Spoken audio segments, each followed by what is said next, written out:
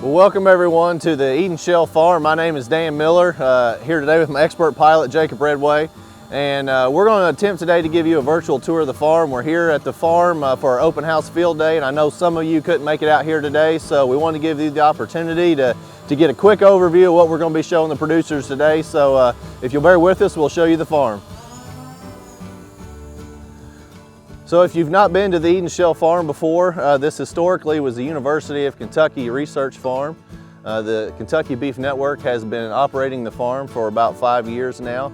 And each year we hold this open house field day just as an opportunity for producers to come out here and us to give you an annual report or an update on the projects that we have done, the new installations, the production at the farm, and give you a report on basically our way of being transparent and showing what we're doing at the farm, what works and what doesn't work.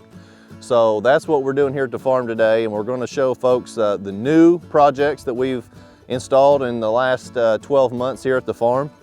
If you've been to the farm before to one of these field days, we try to make sure that we have something new to show you so that each time you come back to the farm, you've got a new experience.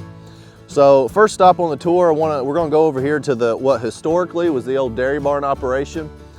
This facility was, when we took the farm over, was not a real efficiently laid out operation. The inside of the barn was a dirt floor. It had a lot of mud issues in the spring. It would get real hard and not real usable in the fall. We also didn't have any way to really manage animals in and out of it. It just served one pasture. So we came in with Dr. Higgins with the University of Kentucky and re-laid out the barn.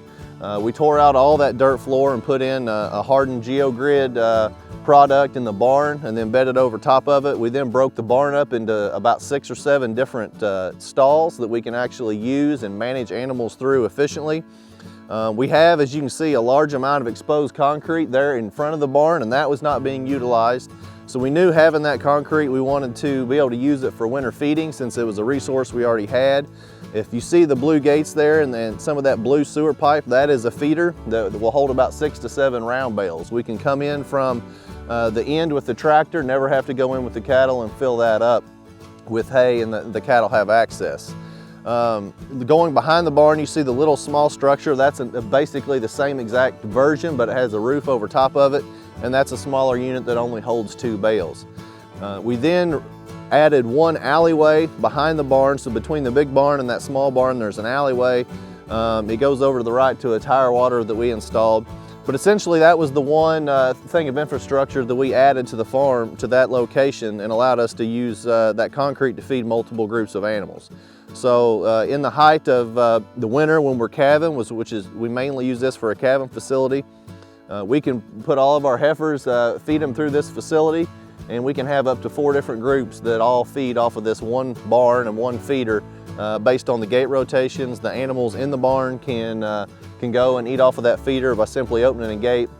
So it makes it really easy. It's close to the manager's house.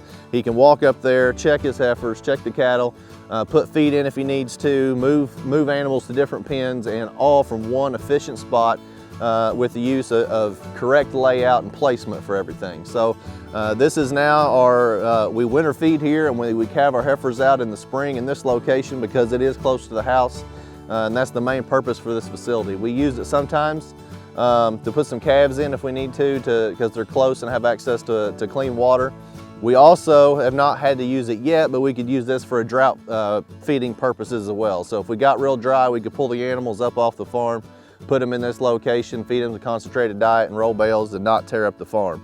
That field goes out to about 5 acres behind it, and it's a good use of saving our forages in that drought situation. Obviously have not had that problem yet, but that's what we would do. Moving on to the next spot, this is the old bull barn. So this barn historically held a bunch of bulls, and it's got a working facility covered on the right hand side there. That building that goes off to the top is the main working facility for the farm. This unit now is used as a cow barn, a weaning center.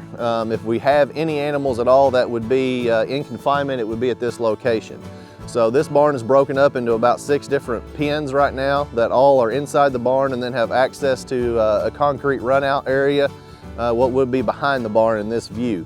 So we are in the process of renovating this barn. You can see the 3 cutouts of the metal in the side of the barn. That was done to increase ventilation because this barn is technically oriented the wrong way. It's in a basically following the ridge, but it needs to be turned 90 degrees to be open to the south and be correct. So we've done that. We're in the process of renovating the inside of the pens and updating that. We have done some water harvesting project at this location. You can see in the left-hand side of the screen, those 3 cisterns there that are in the ground. We collect the water off the roof of this barn, and it gravity feeds into those cisterns and collects. And then from there, we can pump it up into a storage tank, and then it goes out to some tire water so that we're harvesting the water comes off of this barn. That's an important part of the management of the manure factor of this barn. So we've got all that exposed concrete that you see on the right-hand side. The gutters were discharging, overflowing onto that, and it was washing it off downhill and going towards the stream. So we wanted to mitigate that, collect that water, reduce the runoff, so the only thing we had going down the hill was what was raining directly onto that concrete. If you see directly below the hill, there's a small fenced-in area. That's a vegetated filter strip that we use to help slow that runoff down. We went in there and ripped that with the tractor and made some terracing, if you will, and opened it up, broke that hard pan so we can get the infiltration of that water as it comes off. Right now, looking at those 2 grain bins, the one on the bottom has a 5,000 gallon water tank in it. So the water out of those cisterns is being pumped in with a solar pump into that grain bin and serves as our water tower. And then on both sides of the driveway there, you can see we have a tire water, and that gravity feeds from that grain bin down into those tire waters. So again, using the force of gravity and nature to help us put it in. That tire that you're looking at there is in a summer grazing field, so we do not have concrete around that one. It's not split between multiple pastures, but it can be with temporary fence as we go down the hill there. But that's why you don't see concrete, because it's a grazing summer system. The one on the other side of the fence there, next to the grain bins, that is in a summer or a winter system where we'll feed hay. So that one does have 9 foot of concrete all the way around it. Anytime that we know we're going to have animals in there during the wet parts of the year, we put a full apron so that animal can get all 4 feet up on the water whenever she's drinking to eliminate some of that runoff.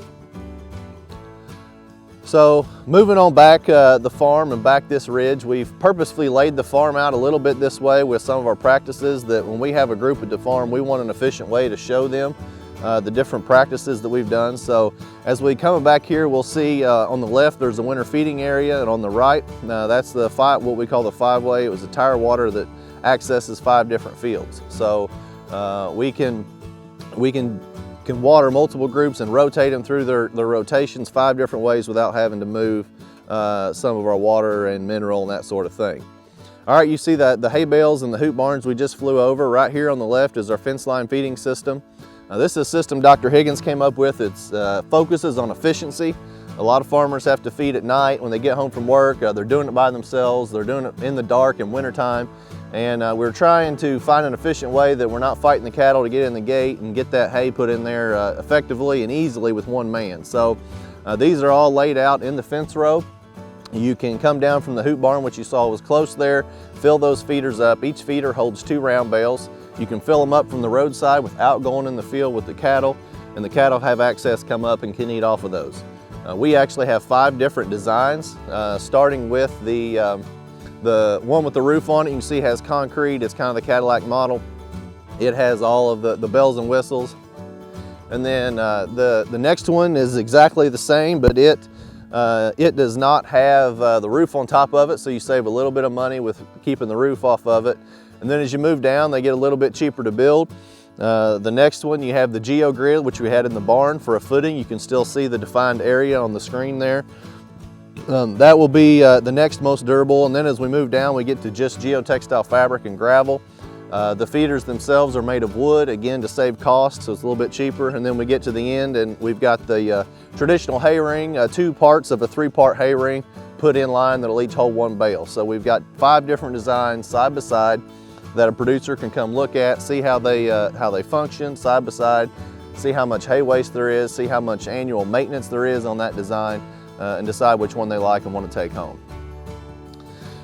Our next location, moving on back, is our newest feature that we'll be highlighting today at the field day. So this is our what we call the large bale feeder.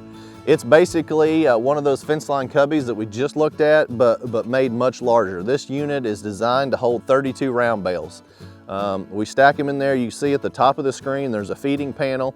It's basically a custom-made rack, but then it has just 2 regular gate type feeding panels that bolt right on. That slides on a rail system down the back of that structure. So we have it in the position it is. We can come in off the road directly there again without going into where the cattle are to fill it up. We can put 32 roll bales in there.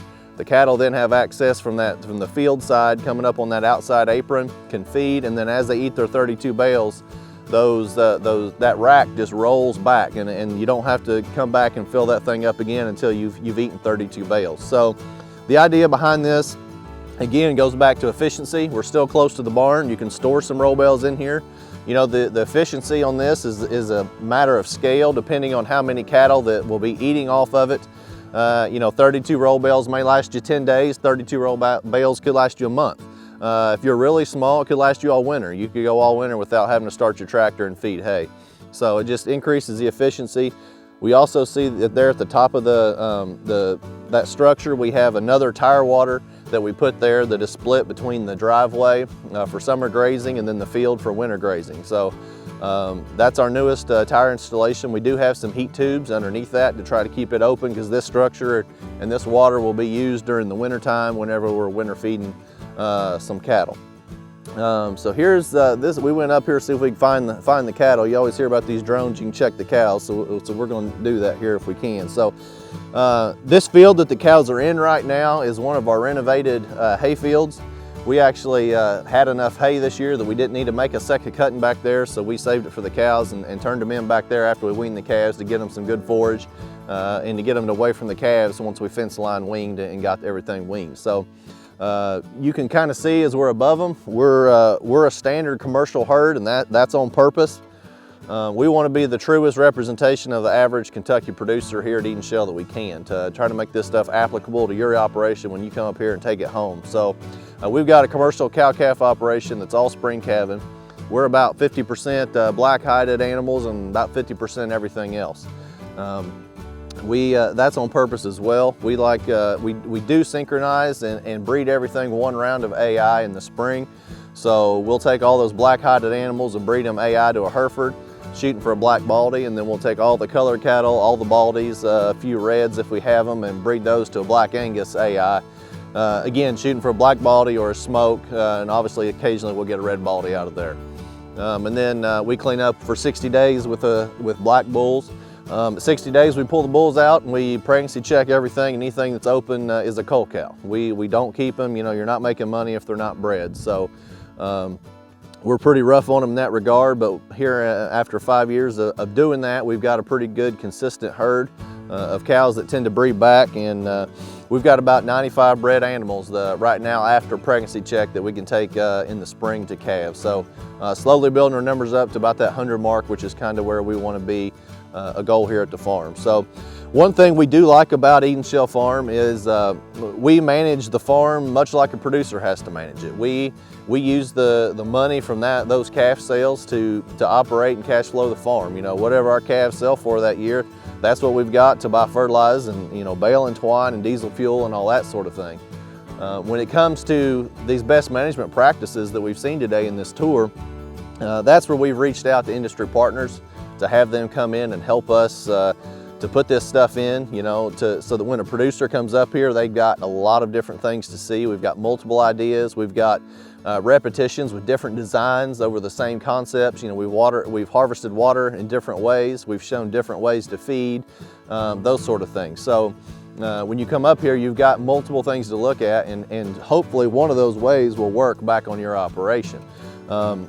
Do we hope that you can take something from this farm and take it back to your operation over time, slowly build the same kind of infrastructure? Yes, absolutely. That's what we hope you can do. But we've reached out to these partners to get this stuff in so that you have something to see. There's always something new. We're trying, you know, new and innovative things, and it doesn't always work. And if it doesn't work, we tell you that, so you don't go home and make the same mistakes.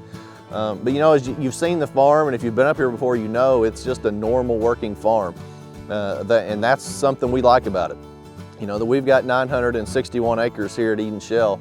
and we've got a man and a half basically running it. So, you know, we've got fences that need fixed and barns that need painted and metal needs put back down and that kind of stuff. And our cow herd obviously is a normal herd, and the challenging terrain and the shallow soils that Eden Shale provide just makes it a real world scenario. And we feel like if we can make a best management practice work here at Eden Shale, then it ought to work anywhere in the state. And we like that. We like that challenge. I think it keeps us relevant to producers, and it keeps them coming back, because if we can make it work, then it's a tried and true practice that we know should work for us. So I appreciate your all's time today to watch the video. And if you ever want to come up to the farm and see some of this stuff in person, we always host groups. Well, we will host county tours. We do those kind of things all the time. Just get in contact with us and let us know. If you're interested, you can follow along on our blog. We have our blog is simply EdenShaleFarm.com, and you can go there for updates and things, a lot of pictures on the projects that we're doing. We also have this Facebook page that you'll be watching this on. You can like it and follow there. And if you're interested in a tour, you could also email or call. Call the office at 859-278-0899, or you can email us at kbn@kykattle.org. I appreciate y'all watching today, and we'll see you at the farm.